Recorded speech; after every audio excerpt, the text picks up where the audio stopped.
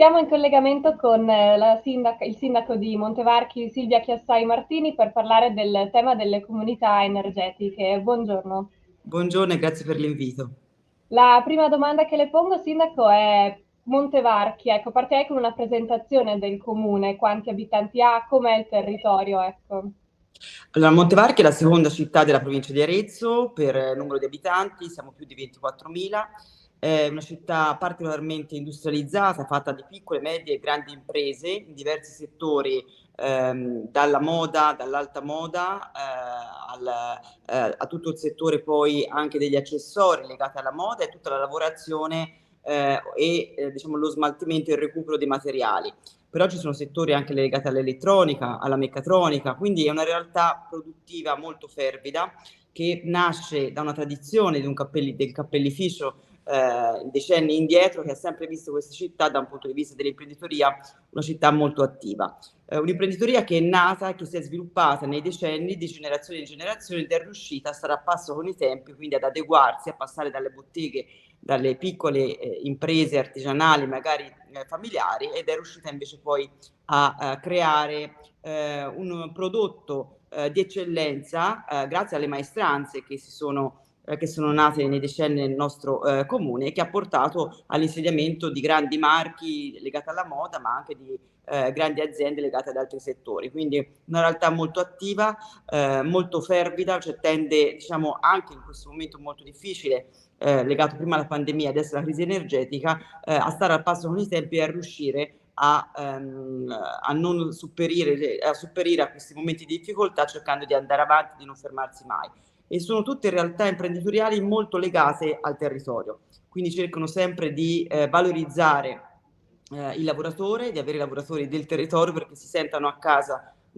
anche dal punto di vista lavorativo e che quindi si possano creare dei legami importanti e una volta che i lavoratori sono specializzati possono restare con entusiasmo a lavorare nel proprio territorio. Quando avete cominciato a pensare al modello della comunità energetica come uno strumento, insomma, contro la crisi energetica, ma contro anche l'emergenza ambientale? In realtà abbiamo iniziato nel luglio del 2021, quindi prima della crisi energetica. Alcuni mesi dopo si iniziava a pensare, a parlare delle difficoltà che sarebbero arrivate, anche se poi niente è stato fatto per gestire questo arrivo che ha poi creato conseguenze importantissime su tutto il nostro paese, dai cittadini alle aziende, agli enti pubblici. Quindi avevamo già iniziato in maniera, devo dire, lungimirante a lavorare su un progetto che in realtà non è di competenza comunale, ma che credo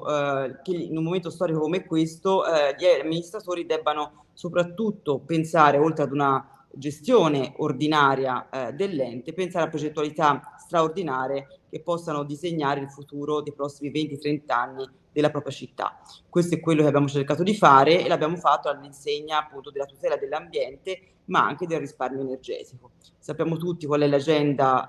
appunto europea legata appunto 2030, legata allo stimolo soprattutto anche rispetto agli enti pubblici dell'installazione del fotovoltaico e dell'abbattimento delle emissioni di CO2 e quindi ci siamo adoperati per trovare una strada che fosse percorribile attraverso il nostro ente e ci è sembrata quella più idonea e anche se complessa da attuare, quella della comunità energetica a livello appunto comunale che in realtà poi nel nostro caso va a dare un servizio a tutto il Valdarno Aretino di cui facciamo parte. E qual è stata quindi a livello pratico proprio l'iter che avete dovuto affrontare per la costituzione di questa comunità energetica? È stato un iter molto complicato perché non c'è, come dire, un manuale da seguire, quindi abbiamo dovuto trovare una strada corretta da un punto di vista giuridico. Abbiamo scelto il percorso del partenariato pubblico-privato, tant'è che la comunità energetica di Montevarchi è la prima a livello nazionale con questo strumento giuridico, uno strumento giuridico che è stato poi validato dal GSE, che è l'ente appunto che poi rilascia il ritorno economico, il risparmio, insomma, legato alla produzione di energia, che permetterà appunto, attraverso tutta una serie di fasi che noi naturalmente abbiamo già svolto, quindi prima c'è stata una proposta di un privato che abbiamo messo a bando su una progettualità legata agli edifici di nostra proprietà che potevano essere idonei all'installazione del fotovoltaico, dopodiché con una gara pubblica c'è stata l'assegnazione del vincitore, quindi di colui che dovrà realizzare tutti gli impianti sulla proprietà comunale e avrà anche l'onere di doverli gestire. Quindi un servizio diciamo completo per i prossimi 20 anni per la nostra amministrazione, dove sarà il gestore stesso a sostenere probabilmente al 100% l'investimento sul fotovoltaico. Poi ci sono state una serie di procedure naturalmente anche legate al Consiglio Comunale, oltre che ai passaggi di giunta che fanno parte diciamo, dell'ente pubblico. Però è stato complesso strutturare la procedura, la scelta quindi del partenariato pubblico-privato, perché questo permetterà a tutte le amministrazioni pubbliche di poter sfruttare questo tipo di progettualità, anche se non hanno la disponibilità economica per fare l'investimento, e questo è un nodo centrale. E poi la decisione di creare una società consortile controllata dall'ente pubblico insieme al gestore, che permetterà appunto come società senza scopo di lucro di far entrare tutti coloro che liberamente sceglieranno di far parte di questa comunità, quindi liberi cittadini oppure imprese private che potranno mettere a disposizione le superfici di loro proprietà, oppure se non ne hanno non saranno produttori ma saranno semplici consumatori. E un'ultima domanda: che consigli si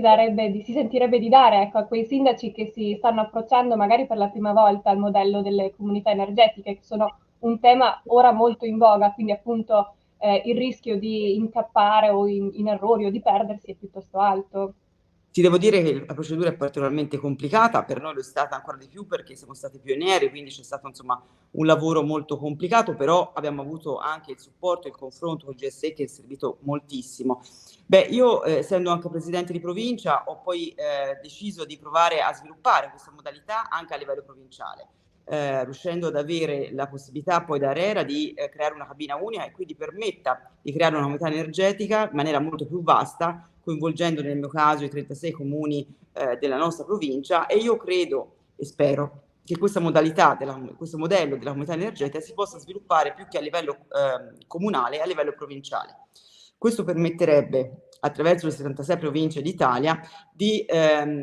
utilizzare gli enti più strutturati come quelli delle province per tutta la procedura tecnico-amministrativa che accennavo prima, e di permettere invece in maniera molto agevole e semplice, con una veramente semplicemente con l'adesione formale, con passaggi in consiglio comunale dei comuni del nostro paese. Quindi gli 8.000 comuni, dai più piccoli che sicuramente non sarebbero in grado di fare un'operazione di questo tipo, a quelli un po' più grandi, potrebbero veramente in poco tempo, in maniera agile e snella, senza tutto il percorso burocratico che invece bloccherebbe sicuramente gran parte dei comuni, aderire al modello provinciale, e questo permetterebbe uno sviluppo delle comunità energetiche, secondo me, in tempi molto più rapidi e in maniera capillare in tutto il nostro paese. E quindi noi ringraziamo il sindaco di Montevarchi, Silvia Chiassai Martini, per la preziosa testimonianza e l'esperienza che appunto ha riportato. Grazie a voi.